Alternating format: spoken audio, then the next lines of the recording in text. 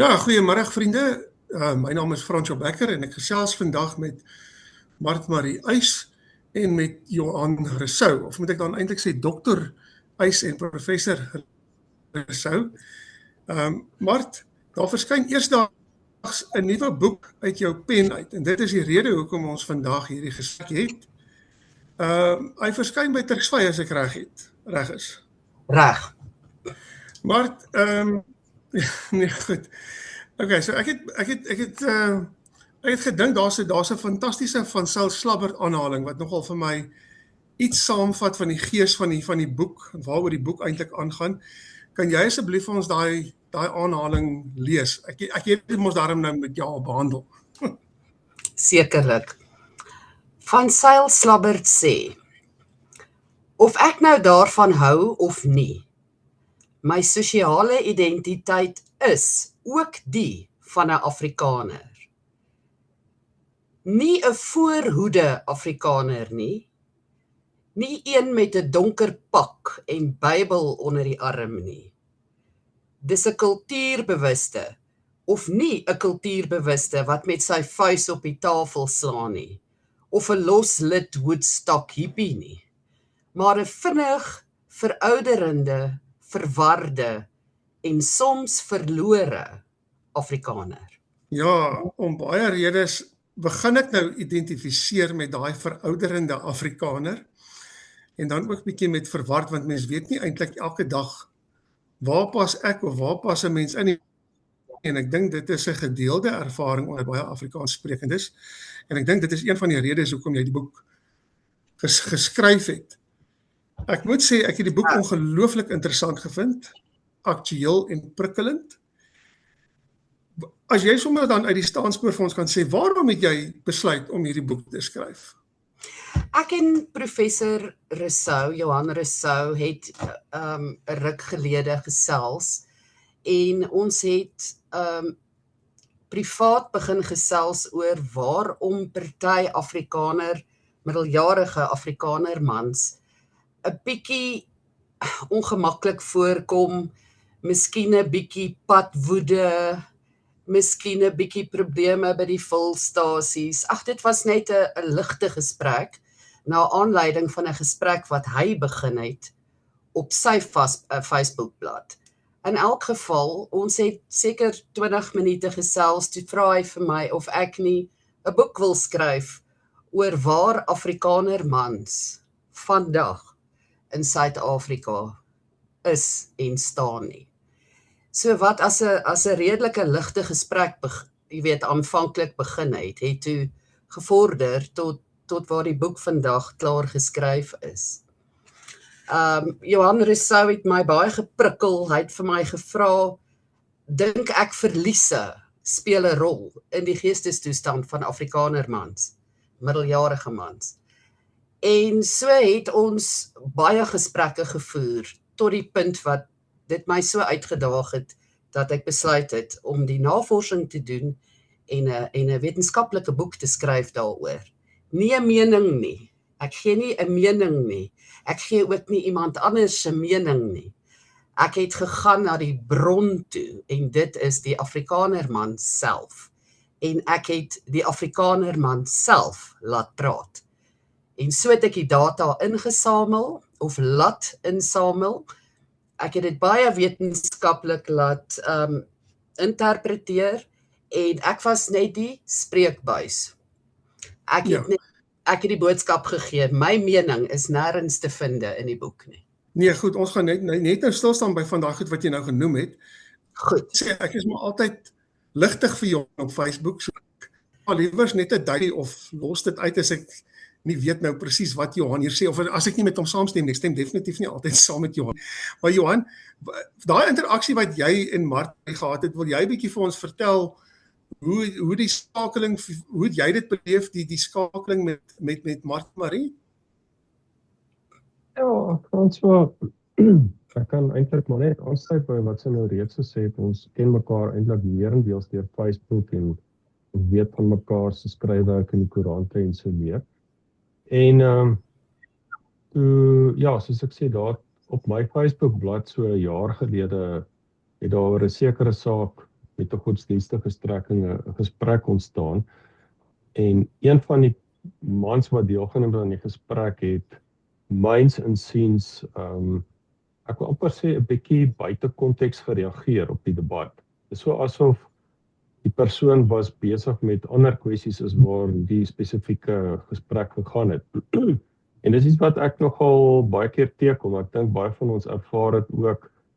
Almal van ons skryf soms van Netwerk 24 en as jy kyk in die kommentaar onderaan dan hoe partykeer of die kommentator met iets heeltemal anders besig is as waar jou rubriek of jou opstel gaan wat ook al. En ja, toe het ek vir Mark Marie gesê wat my baie interesseer van ons generasie Afrikaner mans en as ek reg onthou het ek en Mark Marie dit afgebaken rondom mans wat omtrent nou tussen die ouderdom van 50 en 70 is rolweg. En ons het so probeer uitwerk. Daai strek het ons gekies omdat ons gedink het as jy vandag in daai ouderdom is, het die politieke oorgang van 1994 'n baie groot invloed op jou volwasse lewe. Nee. En ons het eintlik probeer verstaan in ons gesprek aanvanklik met mekaar het ons probeer saam dink wat is die soort van vrae wat Mark Marie moet vra om te verstaan wat is hierdie geslag Afrikaner man se wel en wee sedert 1994. En ja, ek moet sê soos sy nou reeds gesê het sy is nou opgelei in hierdie goed wat ek nou baie min van weet. Sy het met die vraelys wat sy ontwikkel het. Ons het eers gepraat oor temas. Ons het ook gekyk na temas soos verliese wat ons gelei het. Ja, positiewe goed, opgewende goed en dis meer. En toe het Mark Marie aan die hand daarvan 'n stuk of ek dink amper 70 vrae wat sy toe opgestel het. En van daar af het sy nou in samewerking met gerekende marknavorsingsfirma in al die provinsies in Suid-Afrika oor 'n hele klomp beroepsgroepe heen professionele onderhoudvoerders gekry om die goed te gaan doen en uiteindelik het sy dan ook die vertolking gedoen. So sy het ook vir my met my gepraat oor van haar voorlopige data, ons het probeer saam dit sin maak, maar ek moet sê dit was uit en uit haar skryfwerk, konseptualisering en deurwerk van die ding en ek het hier aan die einde het ek weer na die manuskrip gekyk en soos jy het ek het ook baie interessant gevind. Ja. Dankie. Johan, ek gaan nou so 'n bietjie vir Marie weer op die spot sit, want miskien het jy dit ook so ervaar toe ek die eerste keer die titel sien Afrikaner man, was daar twee gedagtes wat by my opgekom het. Ek het gedink, hier is nou weer 'n feminis in die woord, en ons mans moet ons voorberei op 'n drag sla hier, en ek dink Johan, as mans kan ons al saamstem, ek dink ons het al genoeg sla gekry uit daai oorde uit die afgelope tyd, en dan kan ek bevestig, dit is nie hierdie feminis aktivis wat vir ons kon vertel dat eintlik hoe pateties is ons mans nie allerminst. Dit was nooit die bedoeling van die boek nie en dis nie wat die boek doen nie. Maar Marie, ek moet vir jou vra, daar is mense wat moontlik gaan vra, maar hoekom Afrikaner man? Hoekom nie Afrikaans nie? Hoekom die man gedeelte? Kom ons 'n bietjie daaroor iets sê. François, eerstens Afrikaner mans tussen die ouderdom van 50 en 70 dra 'n bepaalde sielkundige bagasie met hulle saam, of hulle nou daarvan hou of nie. Dit is die mans wat voor 1994 reeds volwasse was. Dit is die mans wat die skoolhoof was, die predikant was, die president was, die leier was, die baas was. Na 94 het hierdie spesifieke groep mense omtrent alles verloor, wat hulle aangewoond was, en wat hulle in hulle families aangewoond was, en wat hulle in terme van hulle paas aangewoond was. So dit was vir my 'n unieke groep mense om na te vors, juis omdat hulle kan praat. Want hulle het beide eras geleef. Hulle leef nog steeds. Hulle kan praat, hulle het stories, hulle het iets om te sê. 'n tweede rede is, as 'n mens noukeurige navorsing wil doen, moet 'n mens dit altyd afbaken. Jy moet presies weet wat jy wil weet, van wie en hoekom. Hoe minder veranderlikes daar is, hoe meer betroubaar is jou data. So, die rede hoekom ek nou nie vroue bygedoen het hierdie keer nie, is omdat daar nou weer 'n veranderlike in terme van gender sou wees. En so verdun die betroubaarheid van jou data. As jy 'n mooi gefokuste teikengroep het en jy doen ordentlike navorsing, dan kan jy ordentlike resultate kry.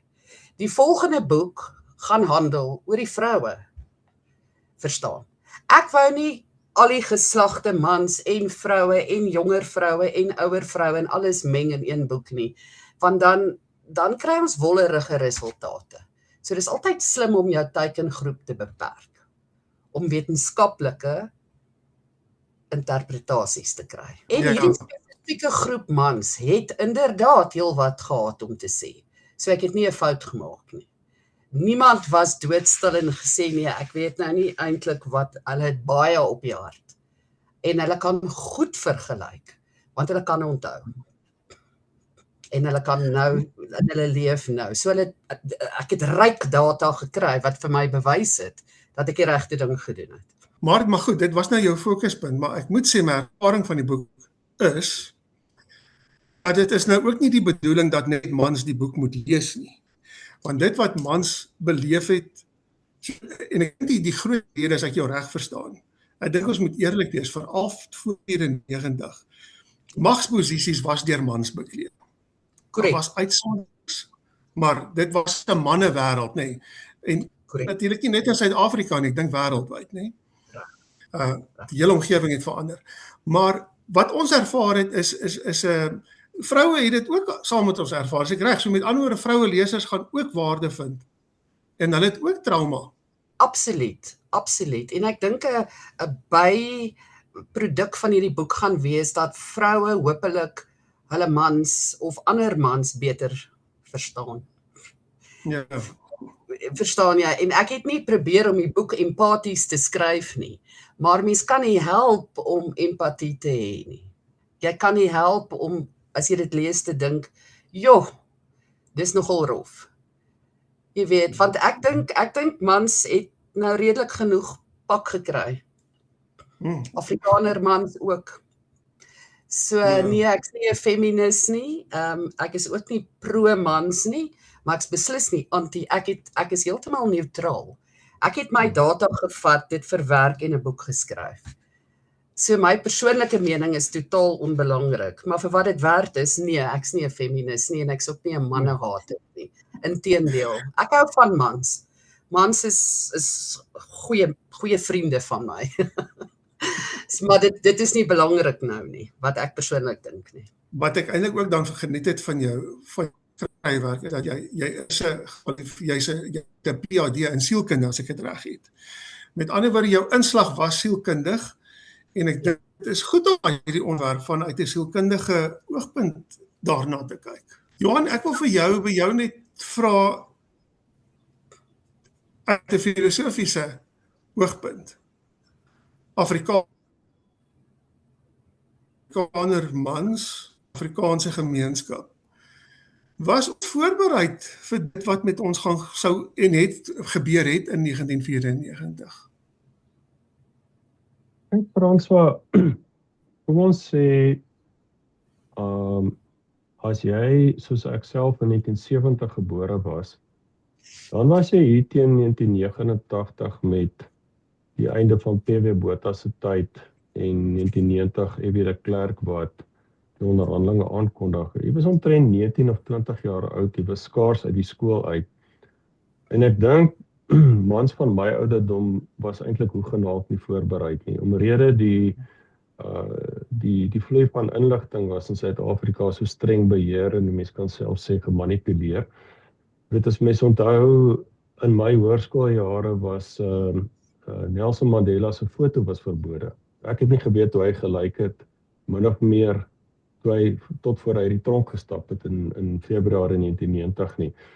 Ek dink wel as jy in daai stadium 'n man was wat tussen sê maar ouderdom 25-35 was en jy het moeite gedoen om die alternatiewe media te lees soos sê maar Vrye Weekblad of die Mail and Guardian, het jy waarskynlik daarom iets geweet van wat kom. Maar ek dink breedweg die meeste Afrikanermans van ons geslag was net dood eenvoudig nie voorberei nie. Dit het ons soos 'n skootkoue water in die gesig getref. En daar's eintlik twee baie duidelike herinneringe wat ek aan die hele saak het. En die eerste een was iets van euforie. Want 'n mens moet onthou dat vir ons geslag Afrikanermans was apartheid in 'n sekere sin ook 'n albatros om ons nek. Ons was die muishond van die wêreld, daar was die kultuurboikot, dit was nie so maklik om te reis nie en alles wat daarmee saamgaan. So om van daai goed ontslae te raak, was dit eenvoudig net 'n verligting. Dis abnormale goed wat geen jong mens in hulle lewe wil hê nie.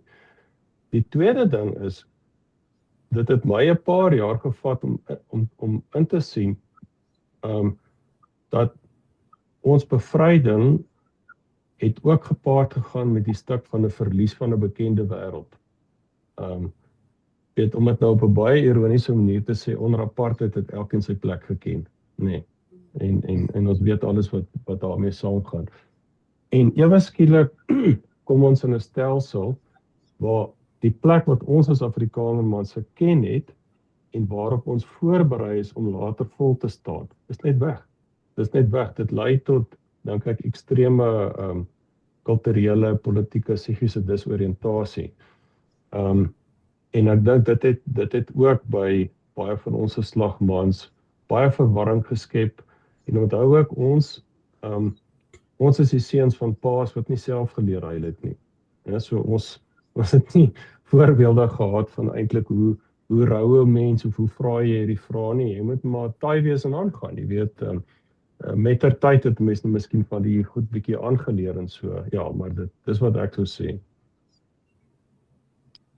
Mart Marie, ek nou met jou praat oor, ons het daaraan geraak sover. En dit is, Johan het nou genoem die verlede, waaroor dit is 'n gesprek natuurlik op sy eie, maar ons stem almal saam, daar was goed in die verlede wat verkeerd was. En albatros wat nou van ons skouers kon afval, sommige mans kon makliker daarvan wegstap as ander, party dan vas. Maar as 'n groep, lyk dit vir my is daar mense wat hulle moet iewers in 'n hoekie gaan sit en onskuldig voel tot die dag wat ons doen. Jy het ook daarop ingegaan in jou boek. Wil jy ons bietjie daaroor iets sê? Ja, hoe hanteer ons hierdie skuld? Kollektiewe skuld is 'n baie komplekse tema. Hoe het die Duitsers gemaak, François? Hoeveel geslagte verg dit? Hoor jy wat ek sê? Wat ek wel vir jou kan sê is, mense voel regtig skuldig. Afrikanermans voel skuldig. Niemand is nonchalant daaroor gewees nie. Niemand het gesê ja maar nie. Die ergste verskonings, wat ook al wat ek kon kry uit die data uit, is dat die jonger man, sê maar tussen 50 en 55 gesê het, maar ons het nie van beter geweet nie. Ons was geïndoktrineer. Ons moes skoolkadette doen. Die meisies op skool moes dit ook doen. Sondag in die kerk het die NG dominee dan nou maar voortgegaan, waar meneer so en so Vrydag afgesluit het in die skoolsaal. So ek wil dit nie voorhou as 'n verskoning eintlik nie, maar mense wat terugkyk is eintlik woedend oor hoe ons almal eintlik mislei was. En nou klink dit soos 'n slagofferskap. Nee, ek dink ons moet spasie maak vir die feit dat dat ons nie altyd presies geweet het wat aangaan nie. Dis wat ons geken het, dis wat ons geleef het. Ja. Selfs die meisies op skool het geweet daar gaan iets aan op die grens en. Maar ons het nie regtig verstaan wat aangaan nie. Maar ons dra die skuld, die kollektiewe skuld daarvan, maar ek dink op 'n punt moet 'n mens dit 'n bietjie op sy skuif en aangaan, probeer aangaan. Anders sit ons net met 'n bol negatiewe emosies. Van hoek tot kant, verstaan. Kom ons staan net vir 'n oomblik stil by kerk. Johan, miskien kan jy ook iets, ons het nou die dag 'n interessante gesprek gehad oor geloof, maar dis eintlik 'n anderste gesprek. Geloof en kerk is twee verskillende goed, maar die kerk des se instelling, dit was, jy kon Afrikanerskap eintlik nie losmaak van die kerk nie. Ja. En soos jy sê, ons is goed gepreek van die kansel af. Daar's natuurlik baie gesaghebende man gestaan, so niemand het nou eintlik bevraagteken wat die man in sê die wat van die kansel afgekom het nie. En man wat lidmate was van die NG Kerk byvoorbeeld, ook ander kerke, het toe ook nou verraai gevoel deur die kerk. En dit lyk vir my dit het gelei tot 'n paar reaksies. Dit lyk vir my daar's nog baie mense wat gelowig is. Die proses lyk dit vir my het mense was so ontgoochel dat hulle selfs hulle geloof verloor het. Maar en as jy daaroor iets kan sê, en dan wat jy ook geskryf het, die kerk het in elk geval vandag meer, is nie meer vandag die institusionele instelling wat die kerk destyds was nie. As jy ons iets oor kerk, die kerkposisie kan sê. Vir my en vir Mark Marie, wie is die vraag vir ons, hoor? Mark Marie. Die NG Kerk dra bietjie swaar steeds oor wat daardie tyd gebeur het. Jy moet ook onthou, die weermag moet ons ook saam met die kerk sien, né? En die politieke bestel van die tyd. Jy moet eintlik met Johan daaroor praat, hy weet baie daarvan. Die punt wat ek wil maak is die woede weer eens teenoor die leuns wat vertel is vir ons aangaande die oorlog en die mense wat oorlede daar is, die redes wat verskaf is en. Dit het alles uiteindelik mos nou uitgekom. En daarmee saam is die baba ongelukkig ook met die badwater uitgegooi, want mense besluit toe, as dit die kerk is, wat daardie twak aan ons verkondig het, dan kan ek ook nie met die God saamgaan wat hulle aanbid nie. Ek wil myself nie daaroor uitspreek nie, want ek wil heeltemal neutraal bly. Maar ek wil amper vandag dit waag om te sê, ten spyte van die swak naam van die NG Kerk destyds, is die meeste Afrikaners verreweg nog steeds gelowig op hulle manier. Ek sê nie godsdienstig nie, ek sê gelowig, en ons moet mooi luister. Die kerk wat hulle bywoon of nie bywoon nie, is vir hulle ondergeskik aan hulle geloof. So om kerk toe te gaan is nie noodwendig meer vir 'n Afrikaner belangrik nie. Nou veralgemeen ek vra om verskoning, maar die wat ek mee gepraat het, is dit nie meer. Hulle kan hulle self 100% gelowig kategoriseer sonder om 'n kerk by te woon, of noodwendig 'n kerk by te woon, of 'n lidmaat van 'n kerk te wees. So ongeag die slegte naam van die NG Kerk, het mense gelowig wel, baie het gelowig gebly. Die meeste het gelowig gebly. Baie het dit natuurlik verloor ook, omdat die woede van die kerk hulle ook van hulle algemene geloof gestroop het. Johan, ek wil jou dan eintlik nou betrek hierby, want daar is vandag baie meer geloofsvryheid en variasies op geloof. En ek dink dit is ook eintlik okay deesdae om te kan sê jy is nie 'n gelowige nie. Kyk, destyds sou jy nie gewaag het om so iets te sê nie. Johan, wil jy dalk iets oor die geloofslandskap miskien sê vandag? Ja, François, ek dink jy het dit eintlik nou baie netjies opgesom. Weet 'n mens moet onthou ook in aansluiting by wat Mark-Marie nou oor die kerk en die weermag gesê. Dit was eintlik alles in een gestrengelde institusionele bestel. En dit is nie hoe dit moet wees nie. Dit het definitief ook die Afrikaanse hoofstroomkerke en veral die NG Kerk enorme skade gedoen. Jy weet, net soos wat toe keiser Theodosius in die 4de eeu die Christendom uitgeroep het tot die enigste staatgodsdienst. Dit het baie voordele vir die kerk gebring, maar ook baie skade gedoen. Dit is nie gesond vir 'n geloofsgemeenskap om nou met die staat geassosieer te wees nie. En ja, so ek dink dit is vandag in 'n hoë mate al baie ver agter ons. Ek self is op ouderdom 20, dis 35 jaar gelede is ek uit die NG Kerk. So ek is nie aldag so op hoogte van wat daar aangaan nie. Ek het goeie vriende nog in die bediening en ek lees maar wat ons almal in die koerante lees en vriende in die NG Kerk. Maar my indruk is die NG Kerk het baie selfondersoek gedoen, ook bely oor hulle aandeel in die regverdiging van apartheid, eintlik natuurlik mos nog voor 1990 al. En ja, en ek moet tweedens ook met jou saamstem dat ek dink die gesprek oor geloof onder Afrikaners vandag is veel oper en ruimer, meer gemotiveerd dalk as wat dit in ons tyd was. Ek dink nie daar was eintlik veel van 'n gesprek gewees nie.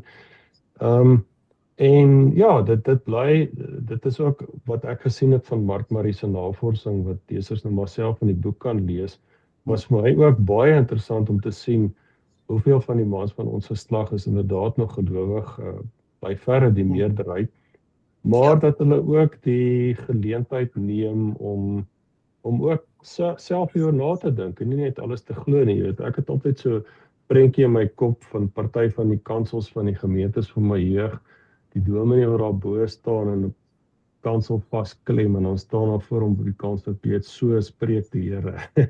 Asof die dominee die spreekbuis direk van God is. En dis ook nie vir 'n dominee goed om so gesien te word nie. So daai goeters, ek dink dit het baie verskuif en meer ontspanne geraak. En ook, ek dink laaste ding wat ek net moet bynoem, is dat na mate die isolasie waarin ons geleef het tot 'n einde gekom het, dink ek het Afrikaners ook baie meer bewus geraak van debatte oor geloof, kritiek op geloof, die hele gesprek oor wetenskap en godsdienst wat die afgelope 30, 40 jaar baie intens in die breër westerse wêreld gevoer word. En dikwels ook van daai idees in ons konteks toegeëien en verder ontwikkel en so aan. Ja, dit is soos dit vir my lyk, François. Maar daar is omtrent in my opinie, my beskeie opinie, 3 kriteria om nou 'n goeie Afrikaner te wees. Die een is jy moet kan braai en jy moet Sondag kerk toe gaan en jy moet elke Saterdag op loftes wees om rugby te kyk. Nou op daai 3 punte, daar val ek heeltemal uit die bus uit, want ek braai so nou en dan, maar ek's nie 'n boerbraaier nie. Ja, ons het nou oor die kerk gesê, maar die rugby ding wat jy nogal vir my geskryf oor die rugby, wat nou ook nie my verwysingsraamwerk val nie, maar eintlik hoe dat dit nog steeds baie belangrik is vir mans, is rugby en sport. Korrek. En jy het baie oulike punte in die boek gemaak van dat dit eintlik 'n baie goeie doel dien. So mens moenie, ek byvoorbeeld het myself betug en gesê nie sport afskryf nie. Wat het jy opgetel met jou navorsing rondom sport? Wat nogal redelik duidelik was is dat dit 'n bron van hoop vir Afrikaners is, die Springbokke. Hulle gee nie regtig nie om wie speel in die span, wie's presies Afrikaans, wie's Engels, wie is Sotho. Hulle stel nie daarin belang nie, maar dit gee vir hulle 'n gemeenskaplikheid en 'n gevoel dat hulle deel is nog steeds van hierdie land. So dit het 'n ontsettende sielkundige waarde. En rassie spesifiek is opvallend, is 'n opvallende positiewe figuur vir Afrikaner mans. Hulle sal vir jou enige iets kan vertel van rassie en die heel agters dit en daai game het dit gebeur toe. So mans oor die algemeen is baie tevrede met die rugby situasie in die land en dit laat hulle kry lekker daaroor. Hulle kry lekker daaroor. Maar ek stem nie saam met jou oor hoe jy hierdie paragraaf begin het nie, want daar is nie 'n tipiese Afrikaner man meer nie. Daar bestaan nie so iets. So dis 'n groot variasie mense wat almal vir mekaar leer plek maak het, wat eintlik baie mooi is om te sien. Baie mooi om te sien. Ek kan dit nie onthou toe ek 'n jong vrou was nie. Ek onthou ons was nogal by mekaar gevat as ons nie soos die ander een is nie. Of as jy so 'n bietjie uitgeskuif het en so. Deesdae is dit glad nie so nie. Mense maak spasie vir mekaar. Afrikaner mans maak spasie vir mekaar. En vir vroue maak hulle spasie. Dis goeie nuus. Dis wat ek vind het. Ja. Maar rugby is 'n groote, ja, François, hy's groot. Mens moet erken, ek bedoel, ek dink dis een van die beste voorbeelde van nasiebou in die land. Is nogal spesifiek rugby. Ek bedoel, mense kom oor alle grense by mekaar en is baie hartseer as ons verloor en baie bly as ons wen. Baie bly as ons wen. En soos jy sê, die samestelling van die span, dit is amper eers meer 'n badspunt. Niemand praat eers daaroor. Ja. As die ou die bal oor die paal kan skop, maak dit nie saak of hy pink stryd of wat ook al eintlik is nie. Jy's reg. Nog 'n positiewe krag, Johan. Ek wil eintlik eers begin met 'n negatiewe stout vraag en dan jy het nou saam met my gelees in die boek. Is natuurlik kunstefeeste. Maar my eerste stoute vraag aan jou wil is, ek stadium ek gaan nou nie haar naam neem nie. Journalist het op stadium gesê, sy het nou bedank as 'n Afrikaner. Kan 'n mens as 'n Afrikaner bedank? Ek jy dis moontlik? En dan ja. Maar dan ook 'n positief is kunstefeeste byvoorbeeld. Afrikaans en Afrikanerskap floreer by kunstefeeste. Wil jy vir ons bietjie iets daaroor sê? Ervaar jy dit ook as mens daarna kyk? Ek dink Johan, nou kan jy weer wegtrek. Ja, kyk François, kom ek stel dit so, jy het begin verwys na daai baie mooi aanhaling van Saul Slabbert. Ek dink hy praat ook eintlik iets soos van jou Afrikaner identiteit as 'n soort amper sosiale geboortevlek.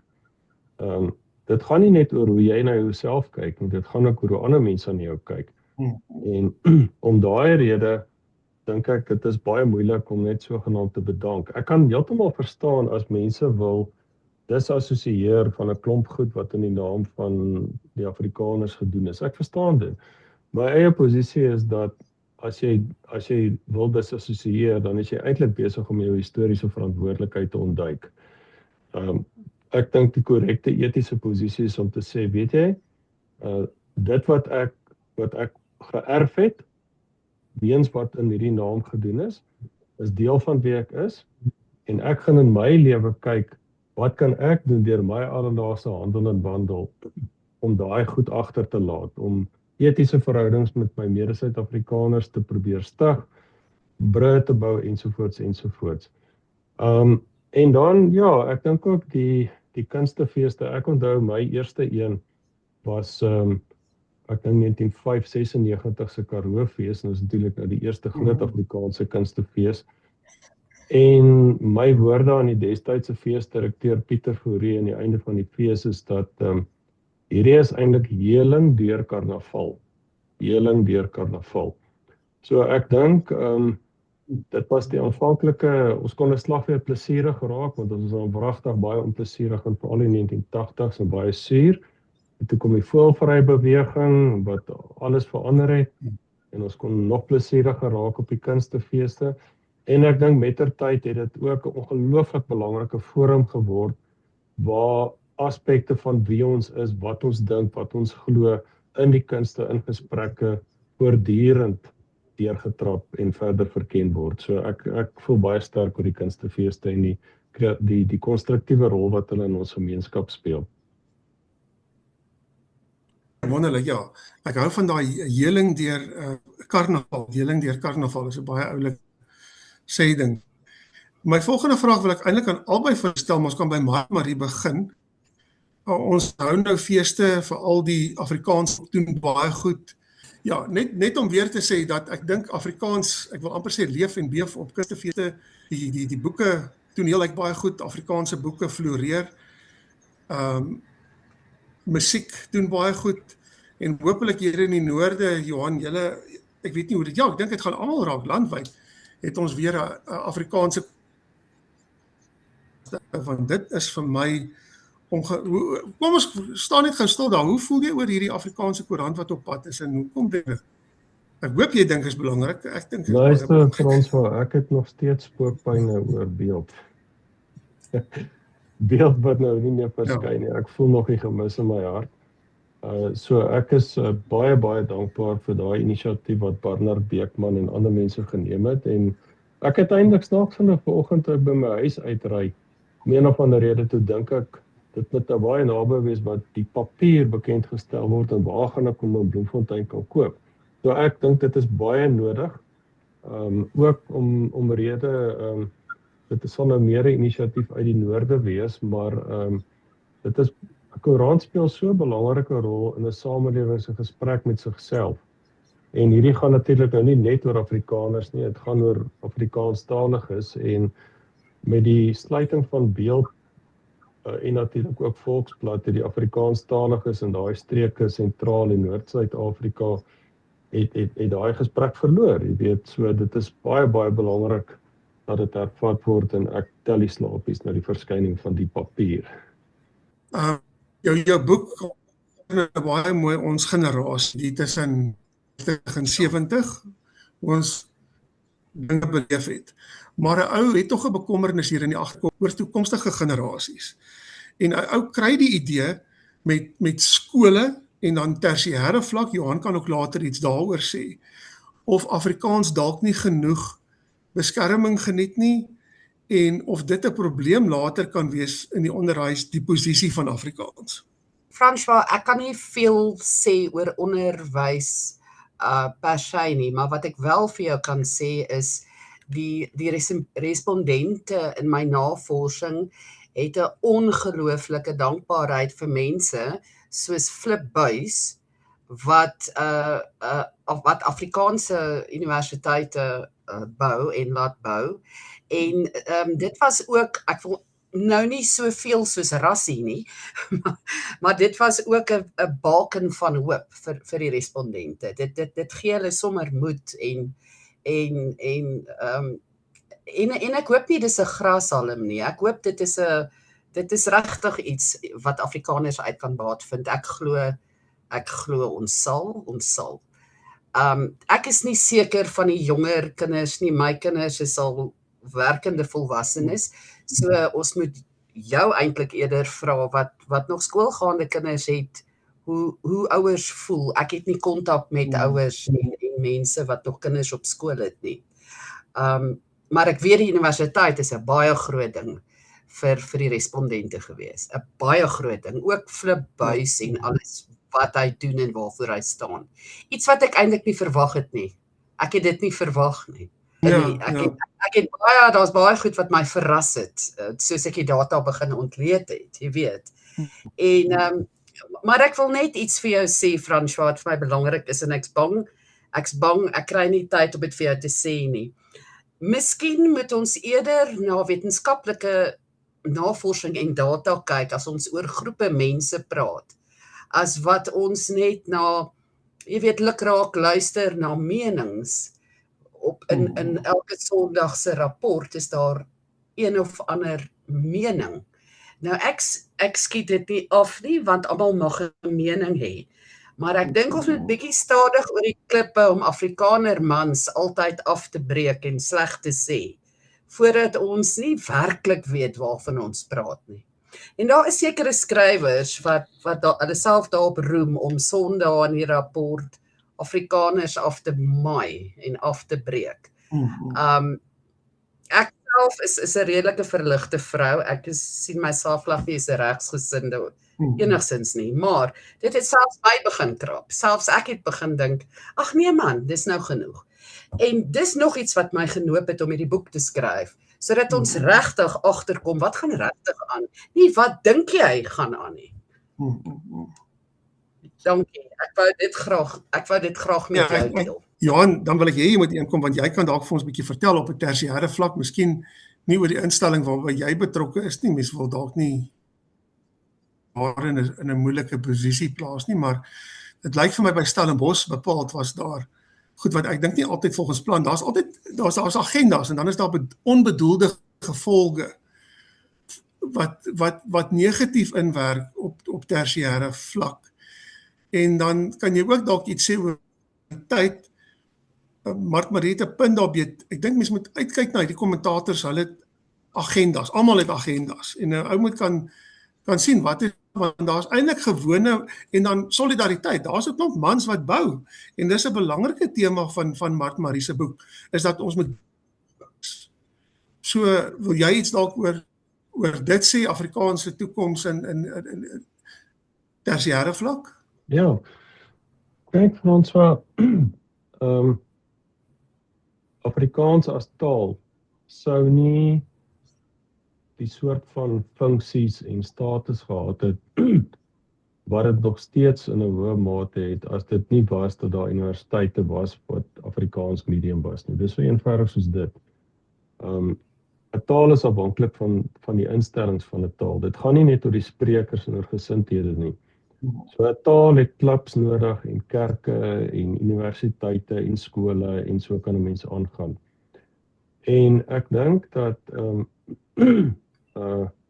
dit is 'n baie groot verlies vir Afrikaans, maar ook vir die ander inheemse tale, dat daar na 1994 tot nou nie genoeg erns gemaak is met inheemse taal gebruik aan die universiteite nie. En dan, ek dink wat ook hiermee verband hou, is dat 'n hoë vlak van geletterdheid, en daarmee bedoel ek nou ook deesdae dinge soos digitale en visuele geletterdheid.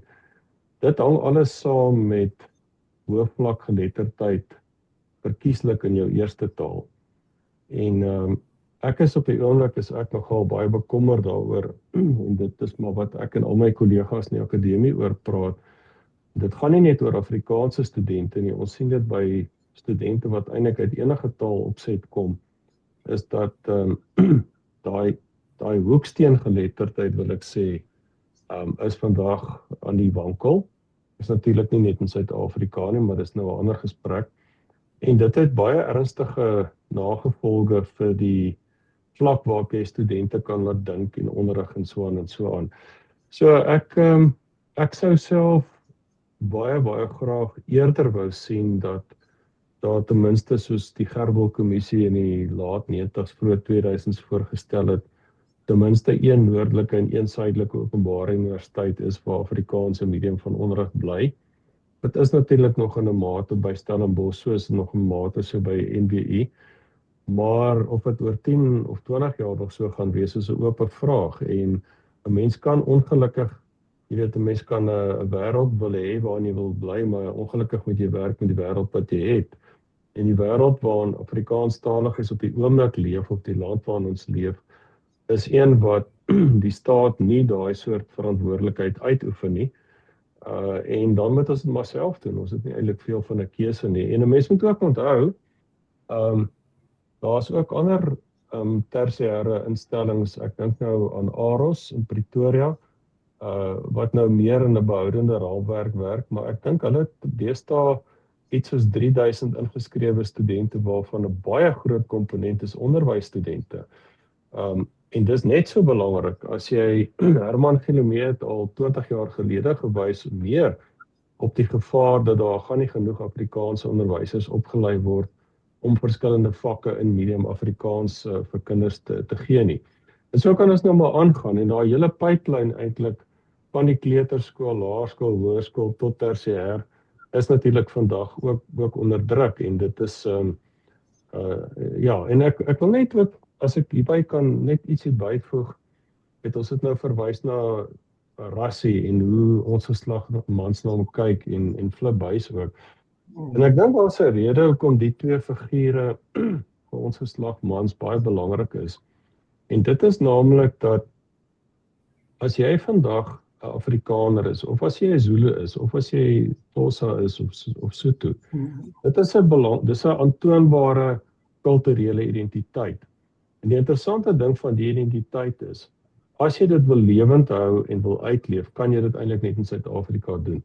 Die oomblik as jy emigreer, dan laat jy dit eintlik agter, die kinders vir Engels of assimileer en so aan en so aan. Maar dit geld nie net Afrikaners nie, ook die ander groepe in die land.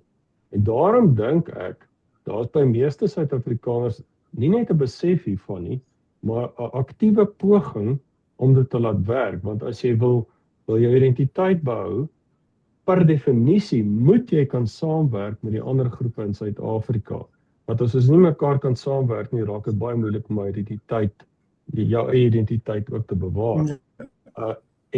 En wat rassie is vir my 'n simbool daarvan, van die persoon wat daai deel van die gesprek of daai aspek van hierdie proses baie mooi beliggaam. Hy is die ou wat 'n span gebou het waar almal regtig saamwerk. Hulle bou hulle identiteit, hulle gee dit nie op nie, maar daar's ook iets groters wat gebeur. Terwyl 'n ou soos Flip Buys is nou weer 'n ou wat vir hom is hierdie goed ook baie belangrik, maar hy fokus 'n bietjie meer op die ander deel. Dan moet daarom Afrikaners wees met instellings sodat daar diversiteit kan wees. So jy kan dit van twee kante af dink. En dit is maar hoe ek dit verstaan. Ja. Ek dink dit is amper tyd vir ons om saam en af te sluit hierdie gesprek. Die ding van groep, partykeer maak ou die fout, jy kan dink jy as 'n individu kan op jou eie bestaan. Maar ons kan onsself nooit los met die groep nie. So ek dink dit is reg dat ons aan onsself dink as 'n Afrikaanse gemeenskap, as 'n groep. Hoe sien jy hierdie groep vorentoe beweeg? Jy noem self herverbeel en natuurlik 'n baie bekende ding is om veerkragtigheid. Johan het eintlik dit nou ook ingeraak op 'n manier. Hoe sien jy die Afrikaanse vorentoe gaan? Ek het vasgestel dat Afrikaner mans baie graag wil vorentoe gaan. Dat hulle hier wil bly en dat hulle wil hande vat met alle ander kulture. So daai geëikte ding van wat ons dikwels mee gebrandmerk word, bestaan nie meer nie. Ek kon dit nie vind by navorsing nie. Ja, die mense is depressief. Ja, finansiëel gaan dit nie goed nie. Of ewig goed nie, met almal nie. Ja, daar was 'n hoë depressiesyfer en selfs pogings tot selfdood. Dit het ek ook gemeet, dit het ek ook gevind. So ek probeer nie 'n blomtuin skep nie. Ek probeer net sê dat daar is 'n sterk wil om vergewe te word en om voort te gaan en gesien te word vir wie hulle werklik is en nie geëikte plakkers wat op mense geplak is oor dekades heen nie. So ek wil nie nou begin praat oor plaasmoorde en daardie tipe van dinge nie, maar dis nou weer 'n onderwerp van sy eie en ek dink daar's genoeg alreeds daaroor gesê, maar hoe vorentoe? Ek weet nie hoe vorentoe nie, maar ek weet die mans wil vorentoe. Hulle wil 'n verskil maak. Hulle wil hulle medelandgenote ken en met hulle saamwerk. Dis wat my data sê. Ek dink dis baie bemoedigend. Ek dink dit om 'n toekomsvisie te hê, nê, dat ons vorentoe kyk. Jy het ook 'n ding genoem, ons moet ook nie ons moet nie heeltemal 'n ontkenning wees nie, maar dit hoef nie verlammend te wees op waar ons is en hoe ons vorentoe kyk nie. En dit is vir my die groot waarde van die boek. Ek wil vir jou baie dankie sê, maar voor ek nou baie dankie verder sê, wat ek vir jou sê, daar was iets anders wat ek agtergekom het. Kommentators is lief om woorde soos links en regs te gebruik, om beheer oor 'n gesprek te kry, en om te kategoriseer. En as jy nou kategoriseer, dan kry jy half beheer en 'n vasdrapplek vir jou eie argumente. Dis menslik, dis hoe dit werk. Ek aanvaar dit so. Ek wil dit pertinent noem, dat, en ek en Johan Rousseau het daaroor gesels, ons kon dit nie kry in die data nie. Die mense is nie links en regs nie. Daai is 'n geniepsige ding wat ek in my boek pleit moet ophou. Dat as mense van mekaar verskil, laat hulle links of regs noem en sonder meer kategoriseer. Dis 'n lelike ding daai, ons moet vir hom uitroei, want dis nie wat ek gevind het nie. Niemand is links of regs nie. Mense het menings en gevoelens, ja, maar ek kon nie een van hulle gekategoriseer kry nie. En dis 'n gemeene ding wat Afrikaners onder mekaar doen, om mekaar te piets. En dit is werklik, dink ek, 'n bietjie passé. Ek dink ons kan dit maar 'n bietjie laat gaan. Dis gister se nuus. Ons moet op my mening. Dis wat ek daarby voel. Dis 'n baie bemoedigende en 'n goeie punt wat jy daar maak. Han het al baie keer vir my gelag, want ek is tog so bang, en ek dink ek praat nou met baie Afrikaanse, ons is so bang om as regs geëtikeer te word. Dis eintlik, hier was die mooi woord, dis eintlik 'n drogredenasie. Dit is van regs en dis mooi. Dankie. Jy kan gerus met Johan Rousseau praat. Ek graag hoor wat Johan sê. Johan, is jy regs of links? Ek is 'n filosoof, so dis al. Nee, ek wil Martmarie baie sterk hieroor ondersteun. Kyk, dit is so dat mense sou kon sê in die ideegeskiedenis vanaf die Franse Revolusie, die regterkant van die spektrum is gewoonlik die mense wat baie klem lê op vryheid. Die linkerkant van die spektrum is mense wat baie klem lê op gelykheid. En albei is nodig. So alreeds daar, jy kan nie net die een hê sonder die ander een nie. So, en dan is die tweede ding, is maar 'n punt wat iemand soos Leopold Scholz ook op sy dag gemaak het, is dat omdat die kategorieë in die apartheidsbestel verweef geraak het met waar jy staan met betrekking tot ras. Nee, as jy nou eintlik meer rassisties is, dan is dit nou meer regs, en minder rassisties, dan is dit nou meer links. En ek dink, daai ding het ons nog nie deurbreek nie. Want om verstaanbare redes, en dit is baie belangrik wat Martmarie vroeër gesê het, haar navorsing wys, ons geslag Afrikaner mans ontken nie dat daar skuld is nie, maar ons wil ook dit agterlaat deur 'n bydrae te lewer. En daarom dink ek dat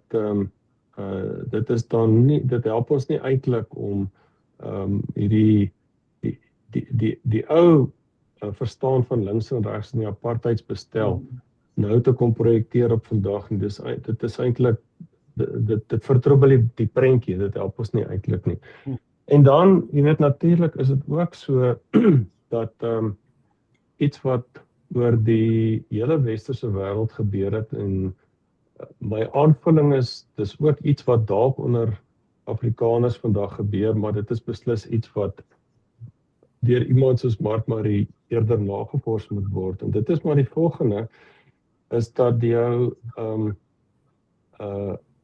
links en regs verdeling, waar dit met vryheid versus gelykheid was, het nou ook meer van 'n verdeling geword tussen die elites en die wat nie in die elite is nie. So wat jy tipies kry, ek het net gister weer gelees, 'n Franse skrywer wat nou 'n boek gepubliseer het, en hy verwys na in die VSA, waar jy die afgelope sê maar 30 jaar plus kry, dat tot met 30% van die bevolking het nou tersiêre grade. Dis die hoogste wat jy nog ooit gesien het. Maar wat dan begin gebeur is, daai gegradeerdes begin met mekaar verkeer. En dit raak uiteindelik 'n borrel waar hulle verkeer. En dan word hulle afgesny van die ander 70%. En dis eintlik die belangrike verdeling wat ons vandag oor moet praat, nê. Nee. En dis vir my baie interessant in watter mate dit ook onder Afrikaners vandag die geval is. En dan is daar 'n ding wat Mark-Marie het nou gepraat van wat 'n mens partykeer in kommentaarstukke kan lees. Die skrywer wat ek nou net na verwys het, haal 'n oorlede Franse denker aan wat gesê het, indien die linkse partye in Frankryk die stem van die populis wil terugwen, moet hulle begin om na die populis te luister. Hulle moet luister na die mense. En ek dink, dit is baie belangrik dat Mark-Marie se boek gaan hopelik met empiriese navorsing en harde statistiek vir ons wys, luister, 'n klomp goed wat deur kommentators oor ons gesê word en maar net aangeneem word, hou eenvoudig nie water nie. En dan moet 'n mens dalk vir die mense self gaan vra. En dit is wat Mark-Marie uitstekend gaan doen het. Sy die man self, hy sê hier's ek wil nou hoor, hier's 'n klomp vrae, 'n klomp temas. Kom ons kyk en daar het sy die vrymoedigheid om te erken dat selfs sy wat ontvanklik die onderwerp tegemoet gegaan het, sy het sekere vermoedens gehad oor hoe haar bevindings sou lyk en dikwels is sy verras. Ja? So ek dink dit is baie belangrik dat ons in die gesprek altyd moet onthou, almal kom iewers vandaan, almal het 'n storie en jy moet dit eers probeer verstaan voordat jy sommer net aannames maak en teenuitsprake, want dit help ons nie. Ja, nee, baie dankie daarvoor ook. Mark-Marie, ek moet vir jou sê, baie geluk met 'n uitstekende praat en dis belangrik dat ons aanhou praat en hierdie boek van jou gaan ons help om sinvol met mekaar te praat. Want dit is belangrik dat die gesprek konstruktief en sinvol gaan wees en gaan 'n enorme dra waar die gesprek lewer. Miskien kan jy net vir ons sê wanneer wag ons hierdie boek? Hopelik voor Kersfees 2026, nee. François, dankie dat jy die vraag vra. Maart, op die laaste einde Maart maand, want die boek word bekendgestel by die KAKNK, wat einde Maart begin April is. So ons kyk 2 maande, miskien 2,5 maande, dan gaan die boek raak. En baie dankie vir jou wonderlike werk wat jy nou hier gedoen het met my en Johan. En baie dankie aan Johan wat soveel ingesit het in hierdie boek met sy dinkwerk en hoe hy my aangehelp het en al sy geduld. Regtig, ek sou dit nie gedoen het as Johan, as ek nie geweet het Johan staan agter my nie. Baie dankie. Dit is hier. Nee, ek moet dan vir julle albei dankie sê. Ek en Johan sien dan nou uit in Maand kan ons die papier koop en dan kan ons daarin lees presies wat is Mark-Marie se beskik. Johan, dalk iets finaals van jou af? Nee, ek sien veral uit na hoe die boek ontvang gaan word. Ek moet sê François, Mark-Marie het toe sy toe eintlik die heel eerste data ingesamel is. Dis omtrent Mark-Marie einde Maart verlede jaar. Het sy en ek een oggend 'n bietjie 'n vergadering gehad en het sy my deur die statistieke geneem en ek was verstom oor van die goed wat ek daar gehoor het. Ek wil nou nie dit nou weggee nie, maar as iemand wat my geslag mans ook probeer verstaan, dis my tydgenote, dis my mense, selfs ek wat empaties probeer kyk, daar's soveel goed wat my regtig verras het en wat vir my nie net in ons geslag mans meer insig gee nie, maar ook wat is dit wat ons vroue moet partykeer mee saamleef, wat hulle moet hanteer. En dit het my ook dinge geleer oor hoe om verder te dink oor die post-apartheid Suid-Afrika, wat ons nie wil hê nie en wat ons graag wil hê. So ek sien baie uit na die verskyning van die boek. Ek gaan hom beslis herlees as ek dit eers op papier het. En dan sien ek uit om te kyk hoe dit ontvang word. Ek hoop dit gaan vir ander lesers ewe insiggewend wees as wat dit vir my was. En dankie vir jou ook, François en Mark, wat die boek geskryf het. Baie dankie, Johan. Baie dankie, François. Baie dankie. Op daai opwindende aan albei sê jou, Mark-Marie, baie dankie vir julle deelname. En Mark-Marie, Baie sterkte. Ek glo daai boek gaan 'n topverkoper wees. Baie dankie julle. Baie dankie.